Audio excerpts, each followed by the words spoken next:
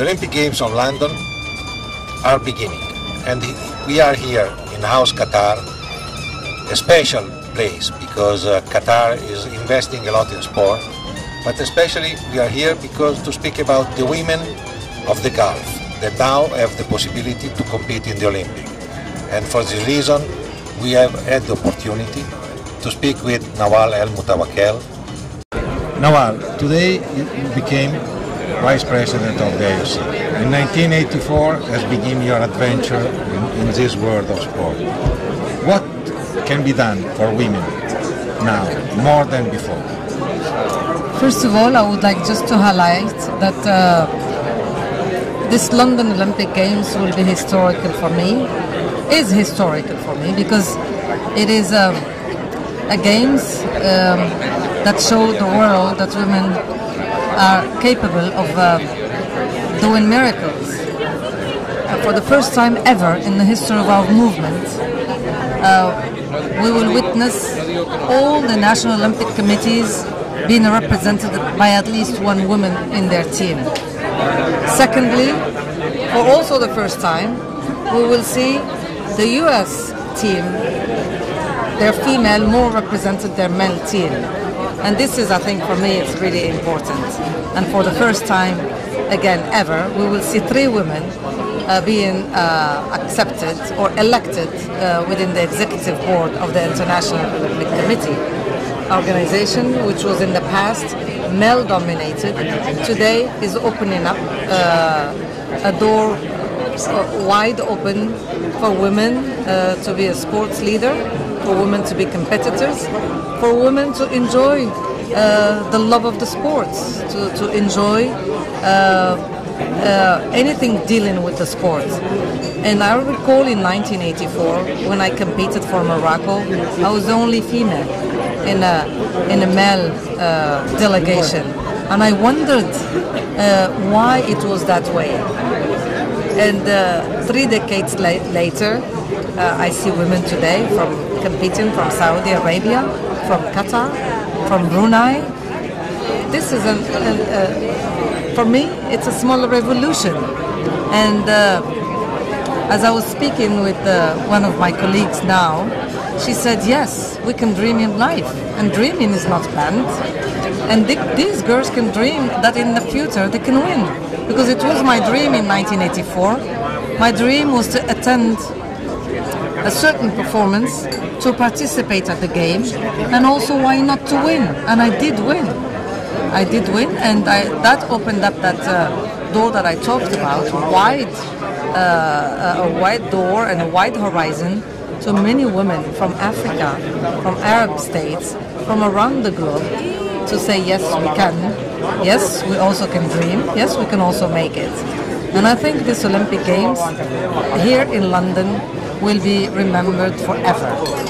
How it influenced the fact that your mother was in sport and sport is part of the family? I think it brings it to more normal life and more understanding at home. When you say I'm going to train and I'm going to prepare to a competition, the pressure of competing, it's more understood in a family that has been through it and is involved in sport than a family who just been involved in business or in medicine and cannot appreciate how hard sacrifice this person is doing, in the family. How do you imagine yourself without sport nowadays?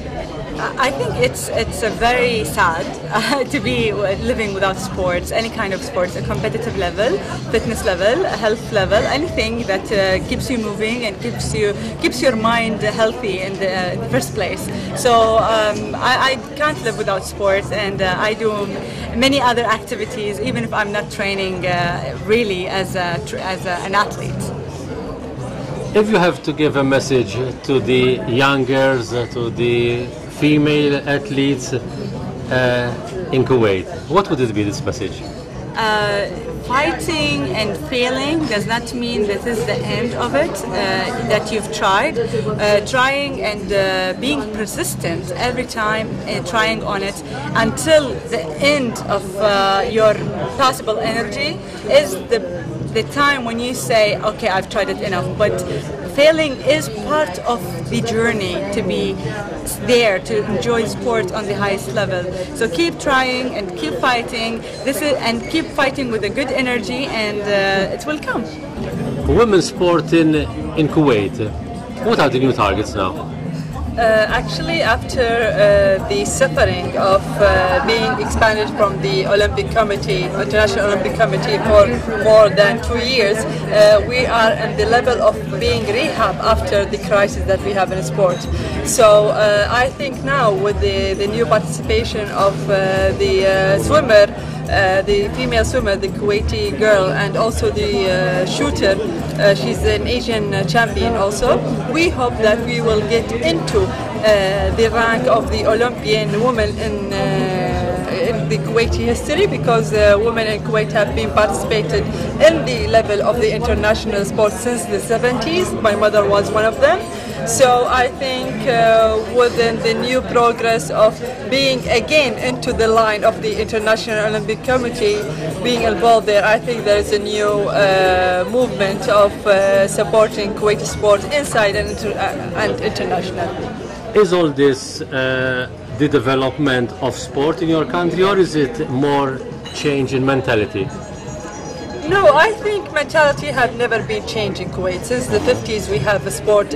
We were different little bit than the GCC country in general. But I think the attention of a sport had been less than before. But now Kuwaiti women are really aware from the idea of how sport is important in their life, in their children's life, in the family, in the generation in general. So I think they've been aware. They've been always supporting us, me and my sister, since we were started 15 years ago. And they know how much it's important to be success in a sport as a female and as a member in the society in general. How do you see the future of women in sport in Kuwait? I'm always seeing the future in a bright eyes, and I always will that we always have a very good future for women in the sport. But this future will not be created without the women movement, and we will be able to give a very good, bright future for the other generation of female in our country by our development. So we have to work hard and to develop the sport for the other generation to be to have for them a good platform. So basketball in Saudi Arabia, how it started, the idea? The idea was started. Wait, sorry. No problem. Wait a second. مين كنت ما نقولها؟ قولي ان احنا بدانا ندرب بشكل خاص في الجامعه. من تشتغل بجامعه ونشتغل بجامعه ثانيه، وبعدين قررنا نسوي فريق. اوكي، وبدانا نستاجر ملاعب، وبعدين قررنا نسوي ملعب في البيت. قصه سويتيها اللي قلتيها في التقرير. Okay, just a little bit because I'm not professional in English, so I need to translate a little bit in my mind. Okay. All right. Okay, we start by renting a basketball court outside, like in schools and colleges, and then we find a difficulty to have this as a long time. So we decide to build a court in my home because we are looking to have a permanent place and have a professional team. So this is what started in 2004. When we established the Jeddah Green team. How was the attitude of the players when they got to know that you managed to make the court and that they are going to play as a team now? Okay, first of all, we start with ourselves. So since 1999, Amin and Nahdi, the founder of the Jeddah Green team, started to take her international certificate as an international coaching from the Olympic, from the ايش اسمه؟ wait second. ايش اسمه؟ فيبا اللي في القاهرة. Olympic Academic. Okay. She again I repeat it. No, continue. Okay. She started taking it in Olympic Academy in Cairo. Then our players, they believe in us, So they take the training as a serious matter of their lives, because there is no sports in Saudi Arabia, and we have difficulty to build this team in the beginning. Then each year we start to do new steps. So we start to make an annual camp to just encourage these girls to continue with us, because in sport you should have a target that you would like to reach it. So we start step by step. First of all, we start establish the team, and then we start to just interfere some more advanced activities, like I told you, a sport camp, annual sport camp outside the country. After you established this first team, was there interest from other players who want to start basketball as well? Actually, we cannot involve anybody. Absolutely, there is a lot of female, young female. They love to join us, but unfortunately, we don't have the ability to cover most of them. So we just focus on the players that we can find them in our places, in our job places, like colleges. Because me and Amina, both of us are working as a sport coordinator for me, I work in private college. For Amina, she is working in a government college. How do you see the future of women in sport in Saudi Arabia? We cannot decide what is the future, because what is now in the present, it doesn't show that much.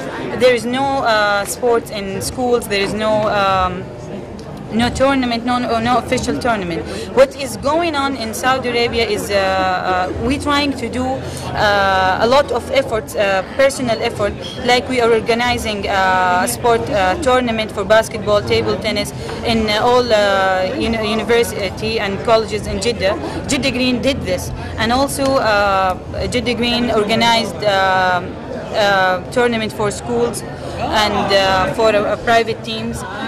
We're trying to do different kind of tournament to just encourage the students and the players to involve real in sport.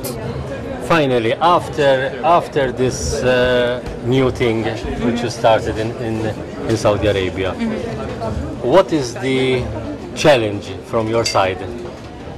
Our challenge is just to make the sport is a lifestyle for each woman in Saudi Arabia, because they deserve to have this opportunity to build better health, to have better society, and also we just asking for having very simple things, like to have a place to walk in a safe place, in a clean area.